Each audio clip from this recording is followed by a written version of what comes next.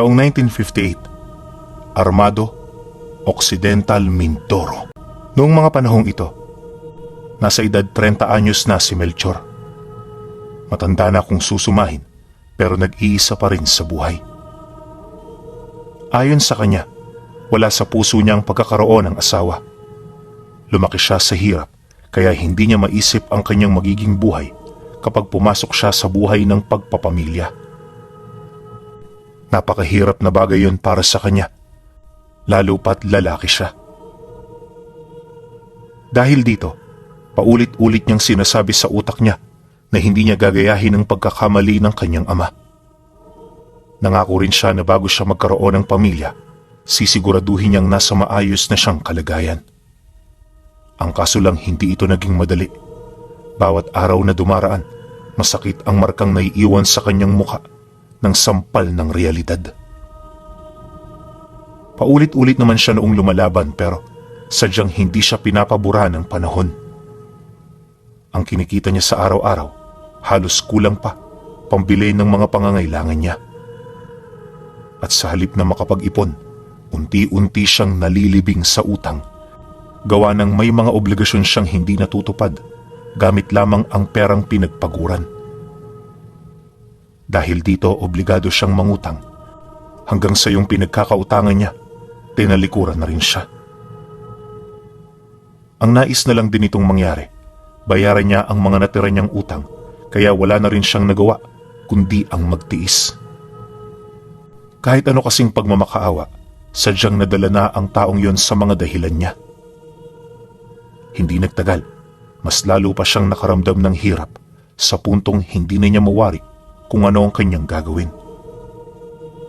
Marami nang pumapasok noon sa isip niya, kagaya ng pagnanakaw, pagpatay ng tao at panluloob sa mga kabahayan. Napagtanto niya kasi na sa pamamagitan ng ganoong bagay, mas mapapadali ang kagustuhan niyang kumawala mula sa kadena ng kahirapan. Ang naging problema lang, masyadong makonsensya itong si Melchor. Kapag alam niyang mali, hindi niya talaga ito ginagawa. At dahil dito, ang binabalak niyang yun ay pawang naging imahinasyon na lamang. Hindi nagtagal, unti-unti na rin niyang tinanggap ang realidad ng buhay na meron siya. At para naman mapalakas ang kanyang loob, tanging ang simbahan na lang ang kinapitan niya. Araw-araw pagkatapos ng trabaho, dumaraan siya sa simbahan para magdasal at humingi ng gabay sa Diyos. Paulit-ulit niya itong ginawa hanggang sa dito niya na makilala ang matandang maninimba na kilala sa tawag na Kuloma. Taliwas sa mga orihinal na deboto, hindi matandang dalaga itong si Kuloma. Isa siyang lalaki na bandang nasa edad 50 na. At kagaya niya, wala rin yung pamilya. Kaya naman nang magkausap sila, agad silang nagkasundo sa mga bagay-bagay.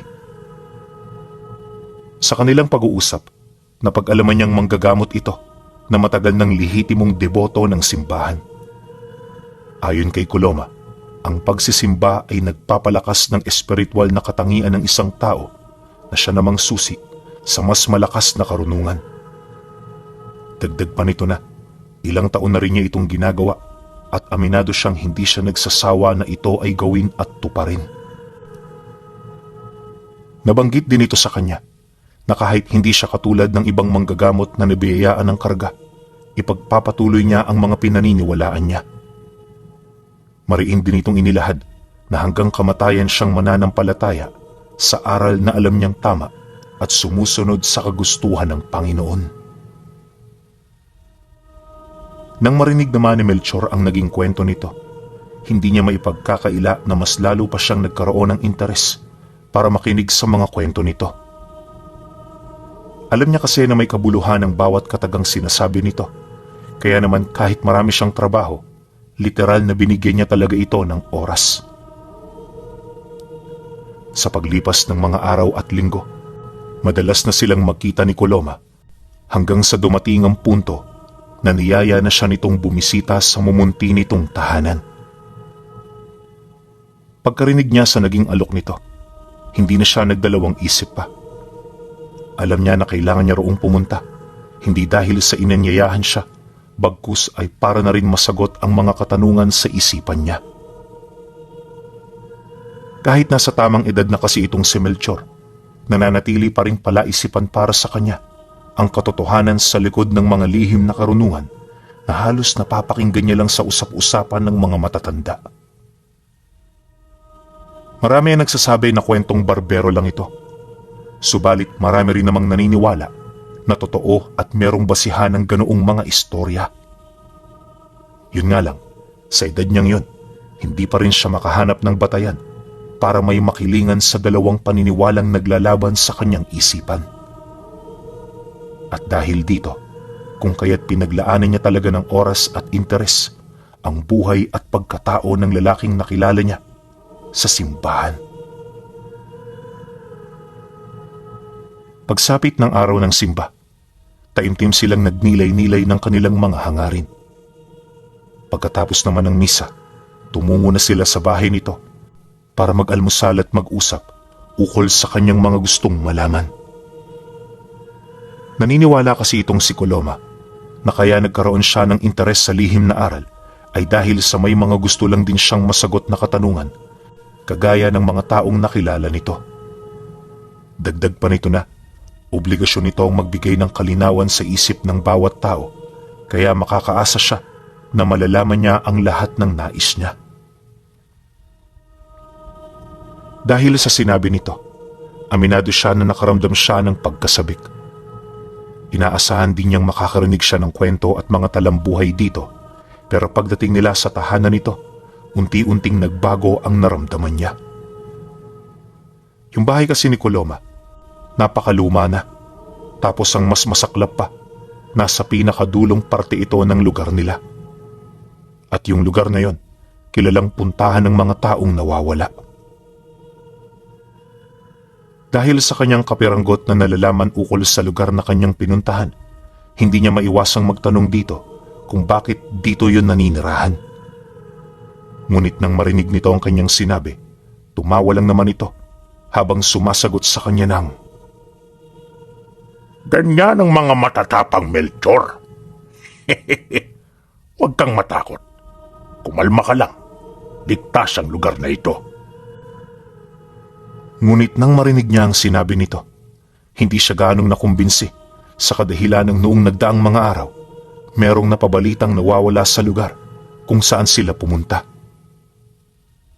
Bagaman takot na siya, pinili niya pa ring sumunod sa kaibigan niya hanggang sa makapasok na sila sa loob ng bahay nito. Hindi niya mawari kung ano ang nangyayari, pero kapansin-pansin yung mga lumang damit na nakatambak sa mga bangko. Nangangalingasaw din ang amoy ng gamot sa loob, kalakip ng mga amoy ng natuyong dugo at naaagnas na karne. Sa isip-isip niya, hindi ganon ang bahay ng albularyo, kaya naman pinag-igihan niya ang kanyang pagmamasid hanggang sa dito na niya nakita ang nakakapangilabot na katotohanan. Siguradong sigurado siya noong mga oras na yon na yung taong kasama niya hindi tunay na albularyo, bagkus isa yung nilalang na nasa panig ng kaliwa na nagbabalat kayo bilang sugo ng Panginoon. At para magawa ito ni Coloma, napansin niya na nagtatago ito sa suot nitong medalyon. Walang sabi-sabi, agad naman niyang inagaw ang medalyon na suot nito at sa isang iglap na lusaw ang balat kayo nito. Ayon sa kanya, biglang nilamon ng apoy ang buo nitong katawan, kung saan pagbaling niya ng tingin dito, nakita niya na kakaiba na ang anyo nito. Malayong malayo na yun sa taong kaibigan niya, kung kaya't hindi na siya nagdalawang isip na kumaripas ng takbo. Nang mapansin naman yun ng nilalang, sinubukan siya nitong habulin pero naging huli na ang lahat. Paglabas niya ng bahay, hindi na rin ito nakasunod dahil sa tirik na tirik pa noon ng araw. Habang mabilis naman siyang tumatakbo papalayo, hindi niya maiwasang tumingin pabalik sa tirahan nito. Pagsilay naman niya rito, bumungad sa kanya ang iilang malalaking hawla na may mga nakakulong na kalansay ng tao. Unti-unti ring nagbago ang bahay nito hanggang sa dito na niya nakita ang ilang mga karne na nagkalat sa buong paligid. Takot na takot man buhat sa kanyang mga nasilayan, di siya nagpasindak. Nagpatuloy lang siya noon sa pag-usad hanggang sa marating na niya ang kanilang tahanan. Pagpasok naman niya sa loob, dali-dali niyang tinago ang hawak niyang medalyon kasabay ng pag-akto niya ng normal nang sa gayoy hindi maalarma ang kanyang ina. Meron kasi itong sakit sa puso, kaya kahit takot na takot siya, hindi siya gumawa ng mga bagay na ikakagulat nito.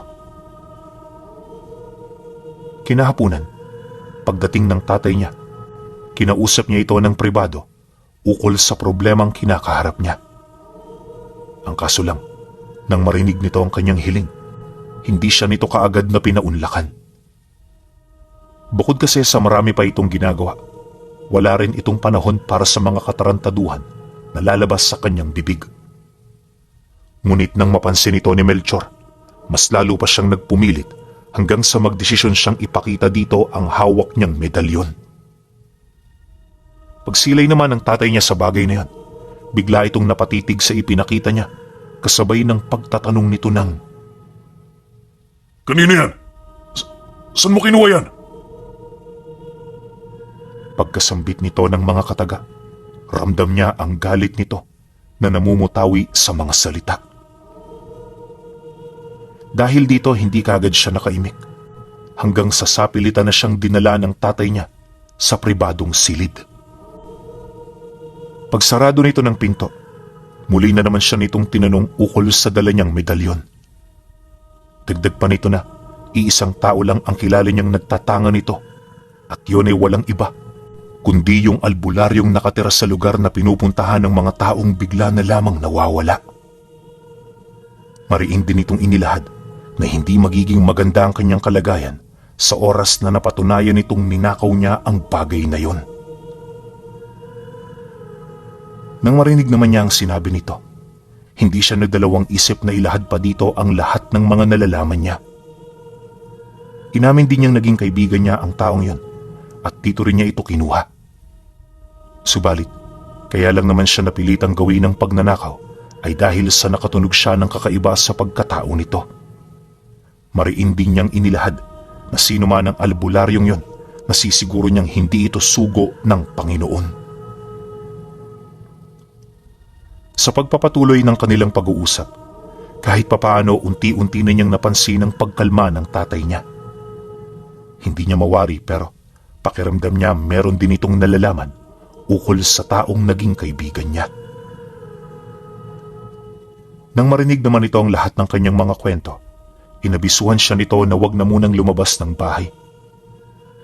Pagkatapos naman itong magsalita, nakiusap ito sa kanilang kapitbahay na tawagin ang kaibigan nitong manggagamot na ilang metro lang ang layo sa kanila. Kapag kasi meron silang problema, yon ang unang taong nilalapitan nila. Pagkaraan ng ilang minuto, dumating na nga rin ito. Nagtataka man buhat sa biglaang pagtawag ng kanyang ama, hindi na rin yung nagreklamo. Pagpasok naman ito sa silid kung nasaan silang dalawa, agad namang ipinakita dito ng tatay niya ang nakuha niyang medalyon. Ikinuwento rin ito ang lahat ng kanyang karanasan upang maging malinaw sa albularyo ang mga nangyari. Pagkarinig naman ito sa sinabi ng tatay niya, maging ito man ay halos hindi makapaniwala. Inamin din ito sa kanila na yung taong pinagkuhanan niya nito ay malapit sa kanilang mga albularyo. At kahit minsan, wala sila roong naramdamang kaduda-duda, kaya sa tagal ng kanilang pagsasama, hindi na nila ito pinaghinalaan ng masama.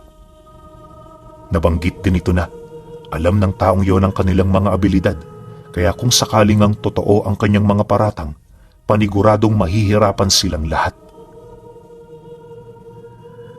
Nang marinig naman ni Melchor ang sinabi nito, agad naman niyang pinabulaanan ang konklusyon ng kaibigan ng kanyang ama.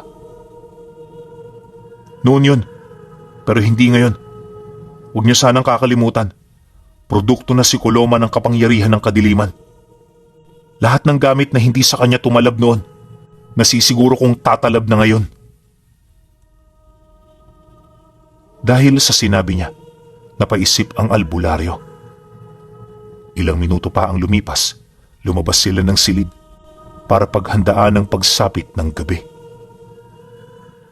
Bilang pagpapakita naman ng pag-aalala sa kanila, hindi na umalis ang kaibigan ng kanyang ama upang makatulong dito kung sakasakali man. Sumapit na nga ang gabi. Laganap na ang katahimikan sa paligid. Habang nagpapahinga noon ang nanay at mga kapatid niya, naging abala naman sila sa pagbabantay. Akala nga niya walang mangyayaring masama, pero hindi pa man lumalalim ang gabi, kapansin-pansin na ang mga kakaibang pagpaparamdam sa labas ng kanilang tahanan. Ayon sa kanya, nagsimula ito nung may marinig silang kakaibang huni na sinundan naman ng paglanghap nila ng kakaibang amoy sa hangin. May mga naririnig na rin silang naglalakad sa labas, kaya naman hindi na nila maiwasang sumilip sa mga siwang. Ang naging problema lang, sa tuwing ginagawa nila ito, agad silang sinusuway ng kaibigan ng kanyang ama. Hindi kasi ligtas ang ganoong gawain, lalo pat wala silang ideya sa abilidad ng nilalang. Mariin din itong inilahad na kung gusto nilang malaman kung sino ang gumagawa ng ganoong huni, mas mainam na ipaubayan na lamang yon ng mag-ama sa kanya. At dahil sa sinabi nito, wala na ring nagawa sila Melchor kundi ang maghintay. Habang nagmamasid naman itong albularyo, maigi naman silang nakikiramdam sa mga tunog na kanilang naririnig. Akala nila sa ganoong bagay lang iikot ang mga pangyayari, pero hindi nagtagal, bigla na lamang tumayo ang albularyo kasabay ng dahan-dahan itong paglakad papalabas ng bahay. Sinubukan nila itong kausapin pero hindi sila nito pinakikinggan. At ang mas malala pa, parang wala ito sa sariling ulirat nito. Dahil sa pangyayaring yon, puwersahan naman yung hinawakan ng tatay niya para pigilan sana, ngunit hindi sapat ang lakas nito upang mapigilan ang pag-usad ng albularyo. Maya-maya pa, nang tuluyan na yung makalabas ng bahay, harap-harapan nilang nakita ang nilalang na nagbalat kayo bilang albularyo. Paglalarawan ni Melchor dito, para itong demonyo kung titingnan dahil sa maitim nitong balat at mga bukol nito sa ulo na may iba't ibang hugis. Putot balat din ito, tapos naninilaw ang mga mata nito na siya namang namumukod tangi sa kadiliman ng gabi. Pero alam niyo kung ano mas nakakatakot sa lahat? Yung mga pugot na ulong nakadikit sa magkabilang balikat ng nilalang na animoy minuminuto ritong bumubulong ng kung ano-ano. Matapos naman nila yung masilayan, tinuro siya nito habang sinisenya sana ibalik ang medalyong kanyang ninakaw. Subalit nang mapansin ito ng kanyang ama, agad siya nitong inabisuhan na itago ito sa kanyang bulsa. Ngunit nang masipat ng nilalang ang kanyang ginawa, puwersahan itong pinalapit ang albularyo at nung mahawakan na niya ito, dinukot niya ang dila nito sabay buong puwersang bunot dito. Segundo lang ang naging pagitan nang masipat nila ang dila at lalamunan ng albularyo na nakalabas na sa bibig nito. Wala na rin yung malay at sa estado parang malapit na itong mamatay. Nang mapansin naman yon ng nilalang, bigla nitong kinaladkad papalayo ang albularyo hanggang sa tuluyan na itong nilamon ng dilim. Dala naman ng takot sa kanilang mga nakita, dali-dali nilang isinarado ang pinto habang pinag-iisipan ang mga susunod nilang gagawin. Sa estado kasi ng nilalang na kanilang nakaharap, nasisiguro nilang napakamakapangyarihan ito. Alam din nila na hindi nila ito basta-bastang matatalo at ang tanging paraan para makaligtas ng buhay ay ang iwasan at layuan ito. Nang mapagtanto naman yon ng tatay niya, kinaumagahan umalis silang lahat sa baryo. Inabot sila ng ilang araw sa paglalakbay hanggang sa marating nila ang Buena Vista. Dito kasi nakatira ang pamilya ng kanyang ina, kaya naman dito nila binalak na pumunta. Bukod kasi sa maraming kilala ang mga ito sa lugar na yon, marami rin itong koneksyon sa mga rebelde at sa mga manggagamot na may iba't ibang kakayahan at talento pagdating sa lihim na karunungan.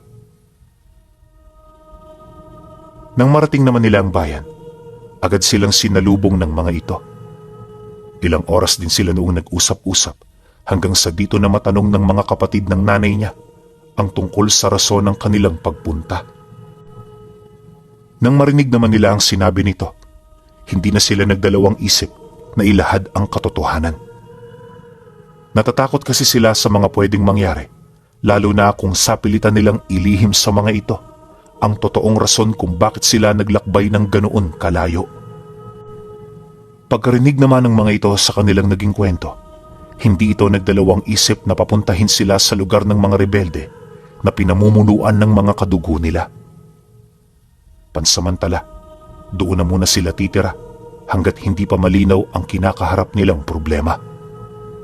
Dagdag pa ng mga ito na wala silang dapat na ipag-alala sa kadahilan ng gagawin nila ang lahat para mapatay ang nilalang na humahabol sa kanila. Dumaan pa ang mga araw, nagpatuloy ang katahimikan sa lugar.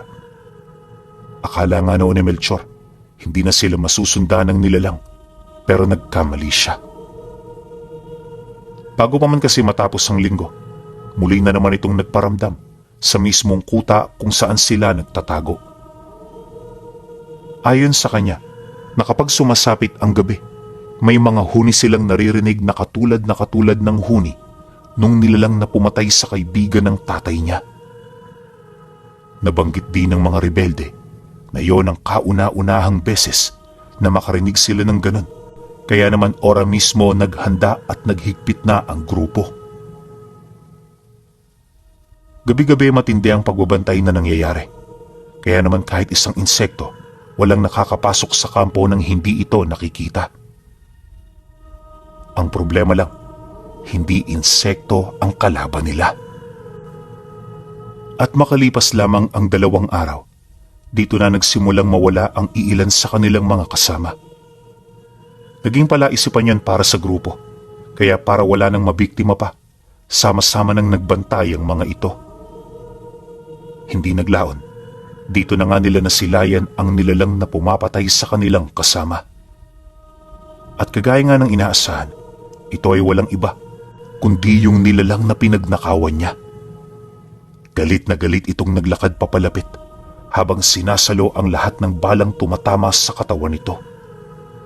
Paulit-ulit din yung nagsasalita ukol sa kanya, at sa kung ano ang bagay na pinaka-iniingatan nito na ninakaw niya. Inilahad din ng nilalang ang kanyang matinding galit, kaya kahit saan mang lugar sila pumunta, hinding-hindi sila makakatakas sa kanya.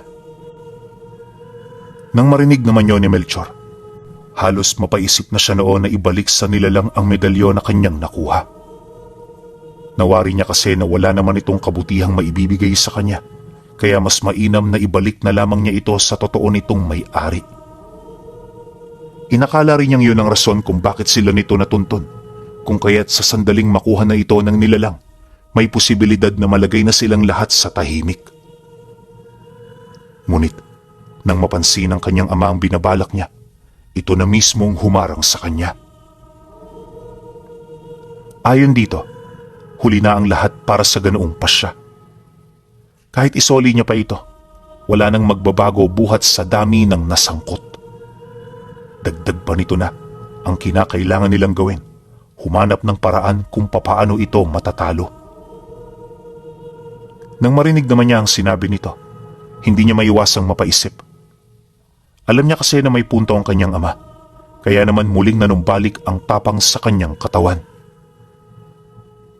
Ilang minuto pa ang lumipas, tumulong na rin siya sa pagpapaputok hanggang sa magdesisyon na silang lahat na kumuha na lamang ng itak para tagtarin ito ng pinong-pino. Naisip kasi nila na kung hindi ito tinatablan ng bala, pwedeng tablan ito ng patalim. Dahil dito agad naman silang nagkaisa. Walang pagdadalawang isip nilang sinugod ang nilalang hanggang sa sumiklab na ang labanan sa pagitan ng grupo nila at nung aswang. Kahit binubuo ng halos 100 rebelde ang nakipaglaban dito, aminado pa rin sila na hindi ito basta-bastang natitinag.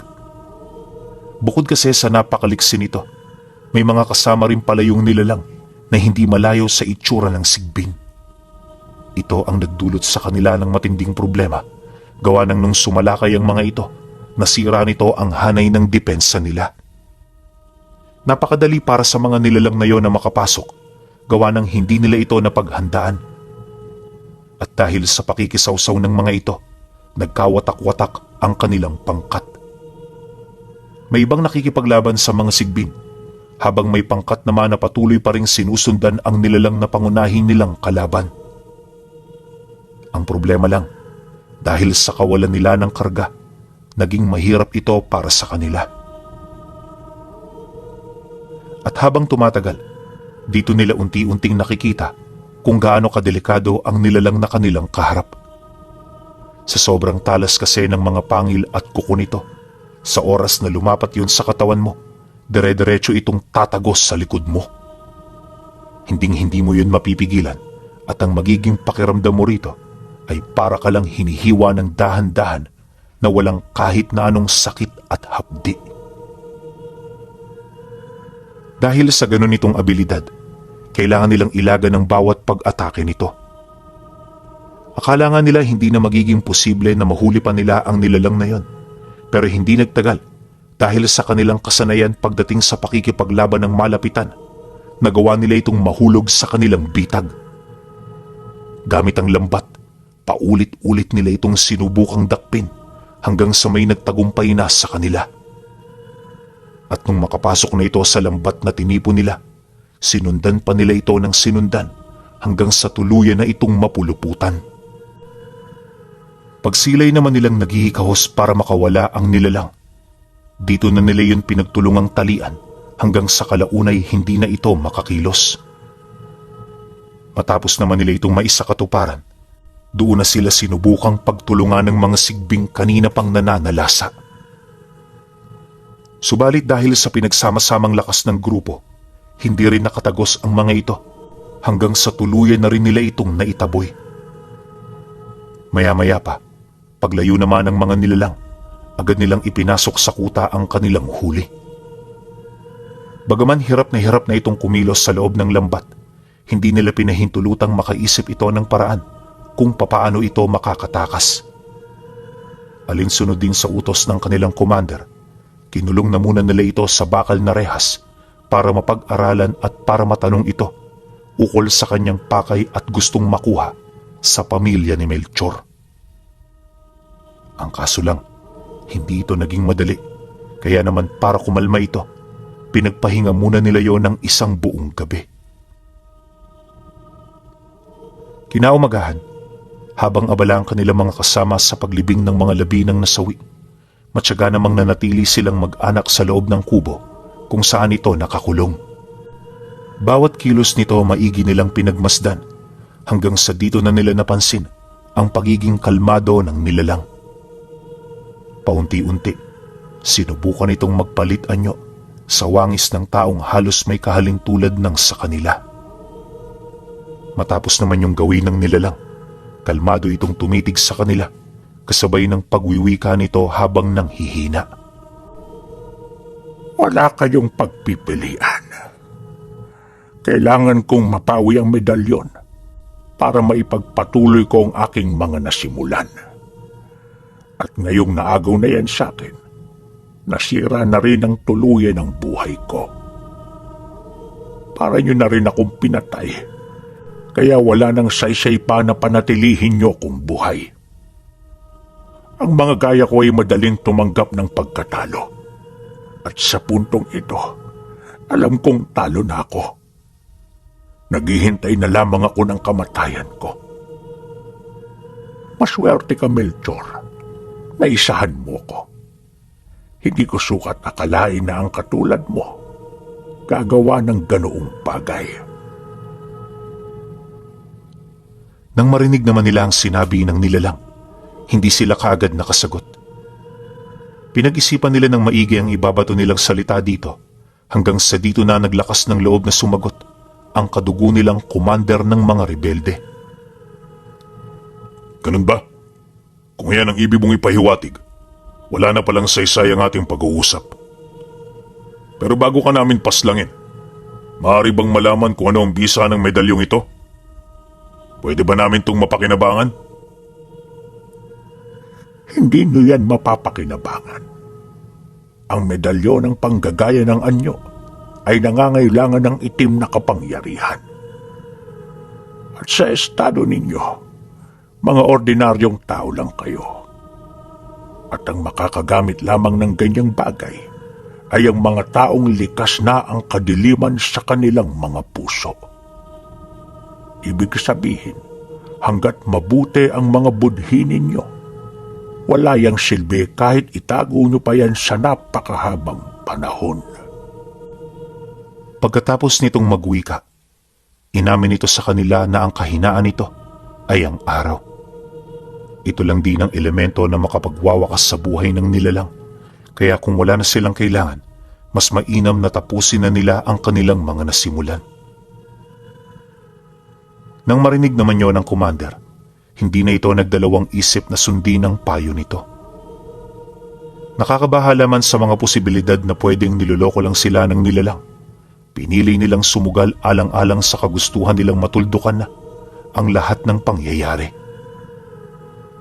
Paglabas naman nila ng kubo, dali-dali nila itong itinapon sa lugar na merong sikat ng araw at sa isang iglap, nilamon ito ng nagngangalit na apoy.